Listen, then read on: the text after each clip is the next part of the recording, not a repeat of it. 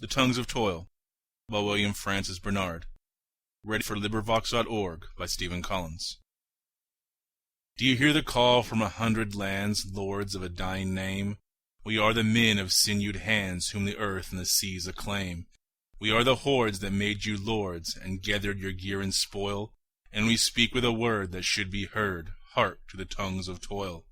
The power of your hands it falls at last, the strength of your rule is o'er, where the might of 1,000,000 slaves is massed to shouts of 1,000,000 more. We rise 'neath the western skies, in the dawns of the east afar, and our myriads swarm in the southern lands warm, and under a northern star. We take no thought of the fears you feel, and the rage you hold at heart, nor of all your strength of gold and steel enthroned at the gates of Mart. We have no care for the deeds you dare, for the force your armies hurled. You stand but few, and we challenge you, strong men of all the world. We served as your fools when time was young, and long, long we forbore, glad of the niggard boons you flung, the least of your ample store. But the gnawing pain of a starving brain is great as the belly need. We have learned at last from a hungry past the joys of a rebel deed. We come with a force of fate. We are not weak but strong. We parley not, and we cannot wait. We march with a freeman's song.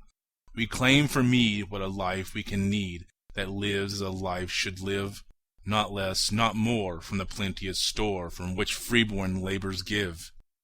We shall shape a world as a world should be, with room enough for all. We will rear a race of wise and free, and not of the great and small. And the heart and the mind of humankind shall drink to the dregs of good, forgetting the tears of a darker years and the curse of bondman's blood. In vain you soften the voice of greed, in vain you speak us fair. The time is late, we hark nor heed, in gladness still we dare. Yield, then yield, to the force we wield, to the masses of our might.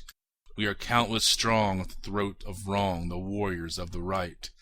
Yes, we are the captains of the earth and warders of the sea, of a race new born in nobler birth, the mighty and the free. We clasp all hands to the farthest lands, we swear by our mother's soil, to take the meed who have done the deed. Hark to the tongues of toil. End of poem.